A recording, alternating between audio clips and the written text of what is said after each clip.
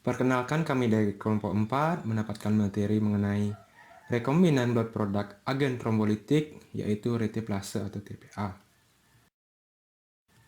Adapun anggota kelompok kami, yang pertama ada Ideo Agung Ayudiah Oka Putri, yang kedua ada Made Rama Ananda, yang ketiga ada Nikade Anissa Kartika Putri, yang keempat ada Luh Ayu Eka Purnayanti, dan yang terakhir adalah Niwayan Widyawangi. Adapun overview materi pada hari ini, yang pertama yaitu definisi, struktur, fungsi, dan dosis dari reteplase. Yang kedua ada upstream proses, yang ketiga ada downstream proses, dan yang terakhir ada analisis kemurnian protein. Baik, langsung saja mari kita bahas mengenai produk bioteknologi yaitu reteplase. Definisi reteplase. Reteplase adalah suatu tisu plasminogen activator atau TPA yang merupakan salah satu agen trombolitik. TPA adalah protease serin yang berperan dalam fibrinolisis yang mengubah plasminogen menjadi plasmin. Reteplase merupakan bentuk rekombinan generasi ketiga dari TPA yang beroperasi dengan adanya fibrin, yaitu spesifik fibrin. Reteplase direkayasa secara genetik. Ekspresinya dalam E. coli menghasilkan protein non-glikosilasi yang terakumulasi sebagai badan inklusi yang tidak aktif. Gen reteplase tidak memiliki urutan DNA yang komplementer untuk 3 domain terminal N yang ditemukan di TPA, yaitu jari, faktor pertumbuhan epidermal atau EGF, dan domain Kringle 1, tetapi mempertahankan domain Kringle 2 dan serin protease. Baik, selanjutnya ada struktur dari reteplase. Molekul TPA terdiri dari 5 domain struktur terpisah. Enzim zimogen ada sebagai rantai tunggal, tetapi dengan adanya plasmin dapat dibelah menjadi bentuk rantai berat dan ringan yang diaktifkan. Rantai berat terdiri dari 4 domain. Yang pertama, domain jari yang homolog dengan bagian fibronektin. Yang kedua, domain faktor pertumbuhan yang homolog dengan faktor pertumbuhan epidermal. Dan yang terakhir ada 2 domain kringle yang tidak sama. Rantai ringan termasuk domain protease serin yang homolog dengan tripsin dan kimotripsin. Pembelahan plasmin terjadi di ARG 278 di terminal C domain kringle 2 dan menghasilkan bentuk TPA 2 rantai. Reteplase terdiri dari domain C terminal kringle 2 dan serin protease dari TPA yang tidak memiliki valin 4 melalui residu glutamat 175.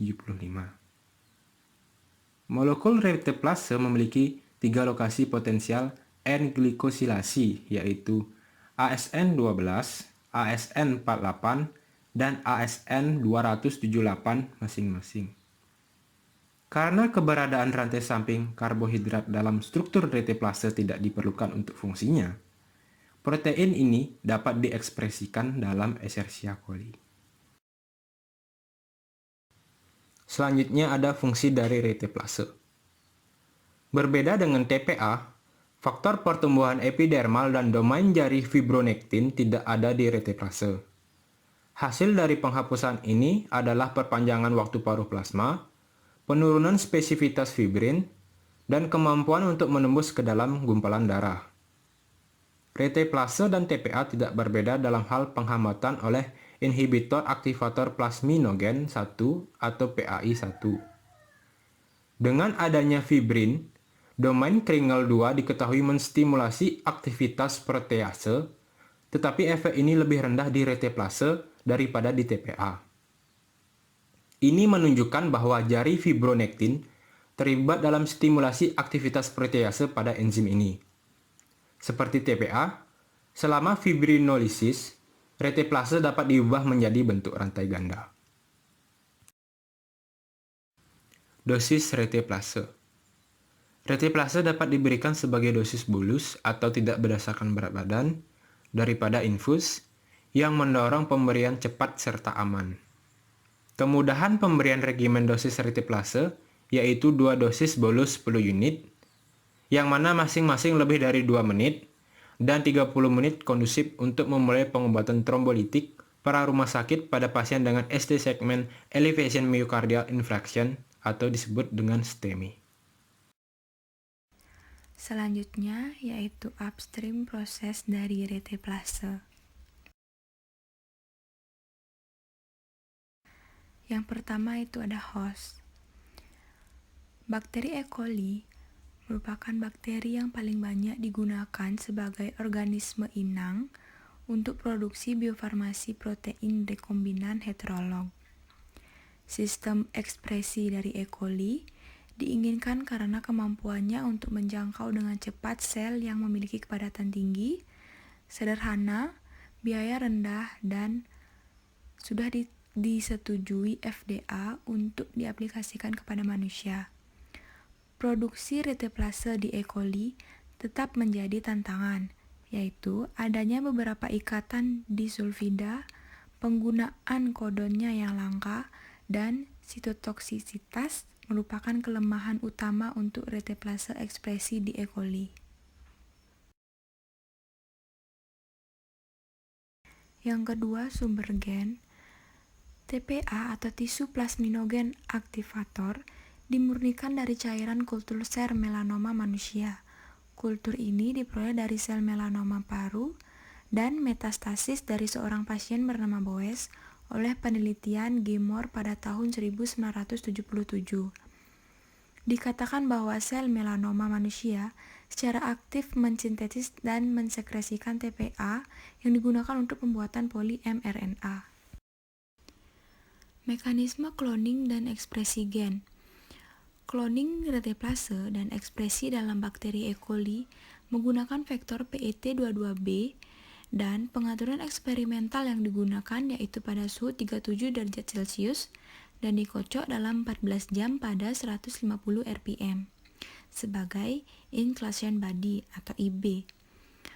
Yang pertama, sel DH5A ditransformasi dengan PET15B atau reteplase rekombinan plasmid. Selanjutnya, sel-sel yang diubah itu disebar pada piring agar Luria bertani yang berisi 100 mg ampicillin. Kemudian budidaya pada suhu 37 derajat Celcius selama 24 jam. Nah, beberapa koloni itu dipilih untuk pembuatan mini plasmid. Transformasi E. coli bakteri yang mengandung plasmid PBAD atau G2 gen reteplase dievaluasi pada 1 jam, 2 jam, 3 jam, dan 4 jam pada suhu 25 derajat Celcius, 30 derajat Celcius, dan 37 derajat Celcius. Protein yang diekspresikan di elektroforesis menggunakan SDS phage. Produksi reteplase maksimal terjadi di bawah kondisi 0,0002% L-arabinose, itu sebagai induser. Kemudian diinkubasi pada suhu 37 derajat Celcius selama 2 jam. Selanjutnya itu proses fermentasi. Yang pertama, klon tunggal sel E. coli yang mengandung plasmid rekombinan dibiarkan di 5 mili medium Luria bertani pada suhu 37 derajat Celcius selama 24 jam. Kemudian, 1 mili kultur ini diinokulasi ke dalam 10 mili Luria bertani yang ditambahkan dengan ampicillin. Berbagai konsentrasi L-arabinose itu kemudian ditambahkan, dan selanjutnya sel diinkubasi pada suhu 37 derajat Celcius selama 4 jam. Sel dapat dipanen dengan sentrifugasi 5000 gram pada suhu 4 derajat Celcius selama 10 menit, dan kemudian produk akhir itu disimpan pada suhu min 20 derajat Celcius. Downstream process replace. Yang pertama, pemisahan protein dengan sel. Beragam cara mungkin digunakan untuk mengganggu sel. Di antara pengganggu sel mikroba yang paling populer adalah penghomogen. Selama homogenisasi, suspensi sel dipaksa di bawah tekanan tinggi melalui lubang berdiameter internal sempit. Ini menghasilkan gaya geser tinggi. Kombinasi gaya geser tinggi dan penurunan tekanan berfungsi untuk memecah sebagian besar sel mikroba dengan relatif mudah. Setelah fermentasi, sel-sel terbentuk dihilangkan dengan sentrifugasi atau filtrasi, meninggalkan fermentasi yang mengandung produk media. Sel E. coli, hasil kultur yang mengandung plasmid rekombinan, disentrifugasi dan pelet yang diperoleh disuspensikan kembali ke dalam 30 mm. Yang kedua, pemurnian protein, ultrafiltrasi. Teknik filtrasi mikro secara efektif digunakan untuk menghilangkan seluruh sel atau puing-puing sel dari larutan. Filter membran yang digunakan dalam proses filtrasi mikro umumnya memiliki diameter pori dari 0,1 hingga 10 mikrometer.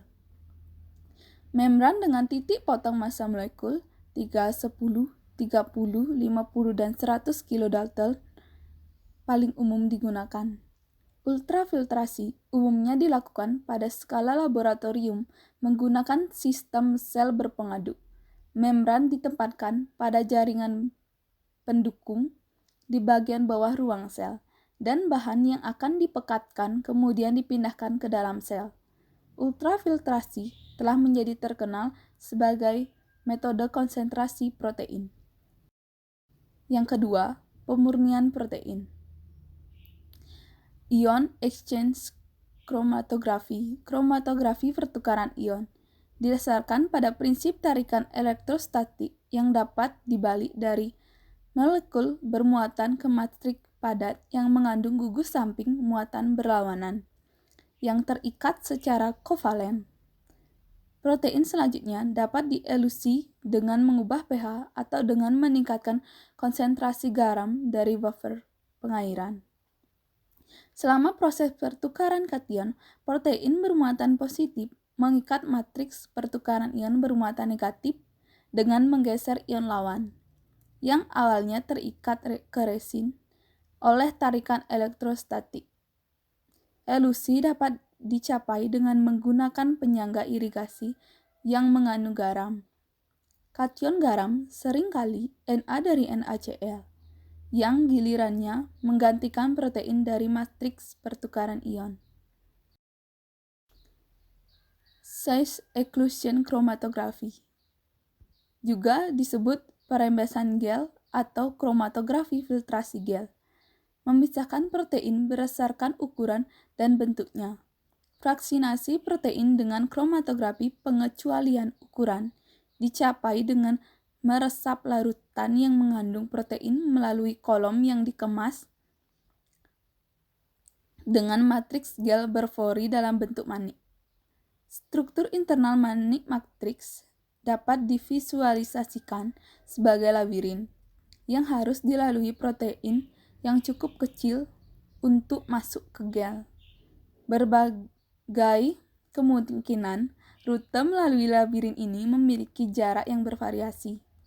Semua protein yang mampu memasuki gel tidak disimpan dalam matriks gel untuk periode waktu yang sama. Semakin kecil proteinnya, semakin besar potensi jalur internal yang terbentuk untuk itu. Yang ketiga, modifikasi protein. Modifikasi suatu protein umumnya akan mengubah beberapa aspek fisikokimia karakteristik. Ini memfasilitasi penghapusan bentuk yang dimodifikasi dengan kromatografi standar teknik selama pemrosesan hilir. Kebanyakan prosedur hilir berbasis protein biofarmasi mencakup langkah-langkah gel dan pertukaran ion. Teknik ini akan sama secara efisien menghilangkan bentuk produk yang mengandung banyak protein. Kromatografi resolusi tinggi biasanya menghasilkan protein yang 98-99% murni. Tahap selanjutnya dari pemrosesan hilir memerlukan formulasi ke dalam format produk akhir. Selanjutnya ada analisis kemurnian protein. Yang pertama, protein rekombinan. Protein rekombinan merupakan protein yang diperoleh dari hasil teknologi DNA rekombinan. Kemajuan teknologi DNA rekombinan telah mendorong berkembangnya berbagai metode produksi protein rekombinan menggunakan inang yang aman dan relatif mudah dikultur, sehingga protein dapat diproduksi pada skala industri. Sebagian besar enzim yang digunakan untuk proses industri merupakan hasil rekayasa, baik rekayasa pada tingkat genetik maupun protein. Melalui teknologi DNA rekombinan dapat dilakukan pemindahan gen pengode enzim atau protein dari satu organisme ke organisme lain. Dengan cara ini, produksi enzim industri dengan kualitas dan kemurnian yang tinggi dapat dilakukan. Yang kedua, ada kemurnian rekombinan. Pemurnian protein adalah suatu proses memisahkan protein yang diinginkan dari senyawa lain yang mengganggu. Protein harus dipurifikasi terlebih dahulu agar struktur dan mekanisme kerja suatu protein dapat dipelajari. Hal tersebut karena setiap protein memiliki kelarutan dan ukuran massa yang berbeda-beda. Adapun analisis dan purifikasi protein atau fraksinasi protein yang dapat dilakukan dengan beberapa cara, yaitu yang pertama, kromatografi merupakan pemisahan protein secara elektroforesis, digunakan untuk mendapatkan polipeptida murni dalam jumlah sedikit, tetapi tidak menghasilkan protein asal yang murni dalam jumlah yang besar. Pada kromatografi ini, pemisahan protein ini yang lebih tegas berdasarkan ukuran dapat dilakukan dengan teknik kromatografi filtrasi gel, di mana sampel dimasukkan pada bagian atas kolom yang berisi butir berpori yang terbuat dari polimer terhidrasi dan tidak larut seperti dextran atau agarose atau poliakrilamida. Molekul protein yang lebih kecil dapat menembus ke dalam pori-pori butiran dan terdistribusi baik di antara butiran, sehingga tertahan di dalam kolom. Molekul protein yang besar tidak dapat menembus ke dalam butiran dan terdistribusi hanya dalam larutan antar butiran sehingga melewati kolom yang lebih cepat. Hal ini merupakan kebalikan dari pergerakan molekul pada elektroforesis gel, sebab rangka polimer pada elektroforesis bersifat menghambat pergerakan molekul besar. Jumlah protein yang dapat dipisahkan dengan kromatografi filtrasi gel lebih besar dibandingkan dengan elektroforesis gel. Yang kedua, ada SDS-Patch, merupakan metode yang dilakukan untuk memisahkan dan menganalisis protein dengan prinsip protein yang berukuran kecil akan bermigrasi lebih cepat dibandingkan dengan protein yang berukuran besar dalam gel yang dialiri motor listrik. Nah, SDS-Patch ini adalah sejenis deterjen yang bermuatan negatif yang dapat mengikat protein sehingga protein tersebut dapat bermigrasi ke ujung muatan listrik positif pada gel. Ada dua jenis gel yang digunakan dalam SDS-Patch, yaitu spirating gel dan stacking gel. Stacking gel ini berfungsi membentuk well atau sumur yang menjadi tempat loadingnya sampel, sedangkan spirating gel berfungsi sebagai tempat migrasi protein, dan kedua gel tersebut berada pada dua lempeng kaca. Komponen gel yang digunakan juga memiliki fungsi masing-masing, yaitu akrilamid akan membentuk poliakrilamid, yaitu polimer pembentuk matriks yang berfungsi sebagai tempat untuk protein berpindah dan memisahkan protein tersebut berdasarkan berat molekulnya. Yang kedua, amonium persulfat atau APS yang bersifat tidak stabil. Apabila terjadi kerusakan, akan menghasilkan ion sulfat yang akan bereaksi dengan molekul akrilamid dan menginisiasi terjadinya polimerisasi keduanya. Selanjutnya ada TMAT, berfungsi sebagai katalis yang dapat mempercepat kerusakan APS. Lalu ada 0,5 tris dengan pH 6,8 dan 1,5 M tris dengan pH 8,8 yang berfungsi sebagai larutan penyangga atau buffer. Semua bahan kimia yang digunakan dalam pembuatan gel dapat disimpan pada suhu ruang selama beberapa bulan kecuali APS yang harus disimpan pada suhu 4 derajat Celcius agar menjadi stabil. Jika gel yang telah dibuat tidak mengalami polimerisasi, maka hal tersebut dikarenakan APS yang digunakan dalam kondisi tidak baik. Yang ketiga, ada bahan analisis kemurnian protein. Yang pertama, purifikasi protein menggunakan kolom afinitas kromatografi Ni-NTA resin. Purifikasi protein menggunakan kolom afinitas kromatografi Ni-NTA resin, di mana massa sel E. coli rekombinan masing-masing 20 mikroliter dan 4 mikroliter ampicillin ditambahkan 25 pada LB cair, kemudian di shaker inkubasi pada suhu 37 derajat Celcius selama semalam. Hasil sentrifugasi yang berupa soluble atau supernatan dan resin Ni-NTA dimasukkan ke dalam kolom. Protein rekombinan reteplase murni kemudian dianalisis menggunakan SDS-Patch. Yang kedua, penentuan protein target 24 kilodalton dengan SDS-Patch. SDS-Patch dilakukan dengan memakai 4 komponen utama, yaitu elektroforesis, larutan sampel, spirating gel, dan stacking gel, membandingkan pita protein hasil elektroforesis dengan protein marker untuk menentukan protein target, yaitu reteplase. Yang terakhir, hasil pemurnian. Berdasarkan hasil SDSPage diperoleh berat molekul protein reteplase yang merupakan hasil pemurnian protein rekombinan. Berat molekul hasil pemurnian protein dapat dilihat berdasarkan marker protein dan sesuai dengan penelitian Taksokori et al., di mana cloning gen ke vektor ekspresi telah berhasil dilakukan dan dilanjutkan dengan purifikasi protein rekombinat reteplase dengan berat molekul 24 kilodalton. Kesimpulan pada makalah ini yaitu reteplase merupakan salah satu agen trombolitik. TPA adalah protease serin yang berperan dalam fibrinolisis yang mengubah plasminogen menjadi plasmin. Reteplase direkayasa secara genetik menggunakan E. coli sebagai organisme inang untuk produksi. TPA diperoleh dari sel melanoma paru dan metastasis dari seorang pasien bernama Bowes oleh G. Moore pada tahun 1977. Upstream proses meliputi proses pemilihan dan cloning di mana TPA manusia diinsertkan ke dalam plasmid PET15B yang selanjutnya ditransformasikan ke dalam E. coli. Proses dilanjutkan dengan fermentasi klon tunggal yang menggunakan plasmid rekombinan untuk dibiarkan pada media cair yaitu Luria bertani. Selanjutnya yaitu downstream proses meliputi pemisahan protein yang dilakukan secara intraseluler dengan penghomogen dilanjutkan dengan pemurnian protein, kemudian modifikasi protein.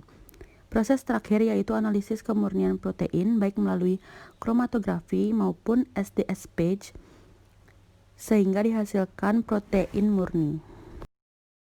Sekian pembahasan dari kelompok 4 mengenai materi rekombinan blood product agen trombolitik yaitu reteplase. Jika ada salah kata mohon dimaafkan. Kami ucapkan terima kasih.